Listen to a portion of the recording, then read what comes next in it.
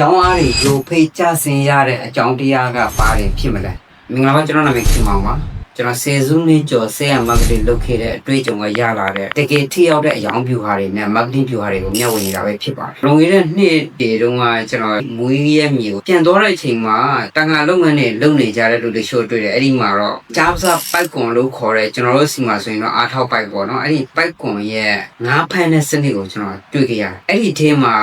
ပစုံကောင်တတိလေးတွေလည်းပါတယ်ပစုံကောင်အကြီးလည်းပါတယ်အလက်လည်းပါတယ်တခြားရင်းနေတဲ့တော်ပါတယ်အကုန်ပါတဲ့ဒီမှာဘာလို့တတိထားမှုလဲဆိုတော့ပစုံကြီးလေးပါတယ်ပစုံတတိလေးပါတယ်ဆိုတာအရာကိုကျွန်တော်ချက်တတိထားမိတယ်အဲ့ဒီအချိန်ခါမှာ10စုနှစ်ကျော်လုပ်ခဲ့တဲ့ marketing မှာအယောင်ဗျူဟာတစ်ခုရှိတယ်ရိုပေါင်းမရှိတဲ့အယောင်ဗျူဟာဆိုတော့ကျွန်တော်ကိုယ်တိုင်အဲ့ဒီစနစ်ကိုကျင့်သုံးခဲ့တယ်ဆိုတော့အခုဒီငါးဖန်ပိုက်ရဲ့သဘောတရားကလည်းအတူတူပဲဆိုတော့ကျွန်တော်သတိထားမိလာတယ်လက်ရှိခေတ်မှာတော့ business owner တွေ online seller သမားတွေတော်တော်များများကအဲ့ဒီစနစ်ကိုမသုံးတဲ့အတွက်ကိုယ့်ရဲ့ partner တွေကတဖြည်းဖြည်းပျောက်သွားတာတွေ့ရတယ်ဆိုတော့အဲ့ဒါလေးကိုအသေးစိတ်ကျွန်တော်ထပ်ပြီးတော့ရှင်းပြပါမယ်အခုပြောပြမဲ့အယောင်ဗျူဟာကိုတော့ရိုပေါင်းမရှိတဲ့အယောင်ဗျူဟာလို့ပဲကျွန်တော်ပြောချင်ပါတယ်လက်ရှိခေတ်အယောင်လောကမှာအမှားကြီးတစ်ခုကဘာလဲဆိုတော့မြင်းများဝေတဲ့ဝေလက်ကိုဦးစားပေးတယ်နည်းနည်းဝေတယ်ဒါပေမဲ့သူကပြန်ရောင်းတာအဲ့ဒီနည်းနည်းဝေတဲ့သူကိုကျတော့တိတ်အရေးမပေးတဲ့ခွေးခြားဆက်ဆံမှုတွေရှိတယ်ပြောမယ်ဆိုရင်ကိုစီလာတဲ့ customer တွေမှာတင်းချီတန်းချီဝေတဲ့လူကို premier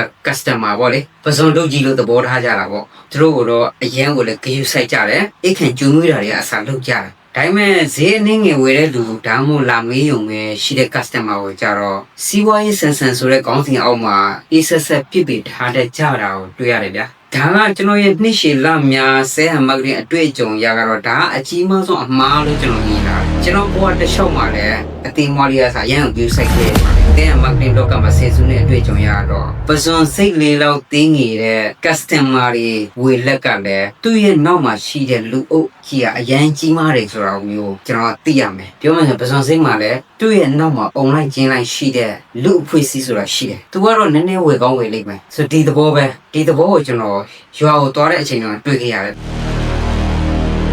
transition မဟုတ်တဲ့ relationship ဆိုတာ social media ပေါ်ကအလုပ်အများစုကအလုံးမဖြစ်ကြတာတွေ့ရလိမ့်မယ်အယောင်းဝေဖြစ်တဲ့ transition ကငွေရဖို့တစ်ခုတည်းကိုပဲဥတည်နေတာဖြစ်တယ်ဆိုတော့ငွေကိုပဲအဓိကထားပြီးတော့လှုပ်ဆောင်နေတဲ့လုပ်ငန်းတွေပုံများတယ်ပေါ့တကယ်နဲ့အရေးရှိတဲ့ခေါင်းဆောင်တစ်ယောက်အမောစီးပွားရေးသမားကောင်းတစ်ယောက်ဆိုရင်အခြေခံရပါတယ်ပြောလို့ဆိုလူမှုဆက်ဆံရေးကိုနဲ့သူနဲ့ဆက်ဆံရေးဘယ်လောက်ထိကောင်းမွန်လဲဆိုတဲ့အရာကိုတည်ဆောက်ရပါတယ်ပြီးတော့ကြားပစားပိုက်ကွန်လိုရိုပေါင်းမရှိတဲ့လုပ်ငန်းတွေဖြစ်ရှင်နေဆိုရင်တော့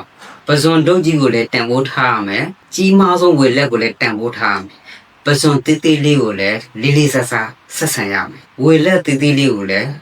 respect ထားရမယ်လူတိုင်းပေါ်မှာခွေးခြားဆက်ဆံမှုမရှိဘဲနဲ့အလေးထားတဲ့ဝန်ဆောင်မှုပေးနိုင်မှသာမိတ်ဆွေရဲ့လုပ်ငန်းကရိုပေါက်မရှိပဲရရှိအောင်မြင်မှုရမှာဖြစ်ပါတယ်ရလက်အနေနဲ့ကတော့ကိုယ့်စီကအနည်းဆုံးဝေသူသူမို့လာမေးတဲ့သူကိုတော့မှစေတနာနဲ့ဒန်းတူညီများဆက်ဆံပေးမယ်ဆိုရင်ဝန်ဆောင်မှုပေးလိုက်တာမျိုးဆိုရင်ပေါ့သူတို့စီကနေရလာမဲ့အားရကျေနပ်မှုထောက်ခံမှုတွေဖြစ်တဲ့ referral တွေဟာမိတ်ဆွေရဲ့လုပ်ငန်းအတွက်နောက်ထပ် customer အများကြီးကိုပေးဆောင်ပေးလာမှာဖြစ်ပါတယ်ဆိုတော့ကျွန်တော်နောက်ထပ်တစ်ခုလောက်ထပ်ပြောချင်ပါတယ်အကြီးကိုလည်းဖမ်းပါ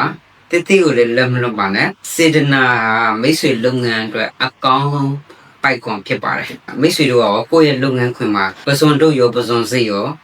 customer တွေကိုရိုးပေါမရှိအောင်ဘလို့ဝန်ဆောင်မှုပြုထားတွေနဲ့ထိမ့်သိမ့်ကြတယ်ဆိုတော့ comment ထဲမှာရေးခဲ့ပြပါဦး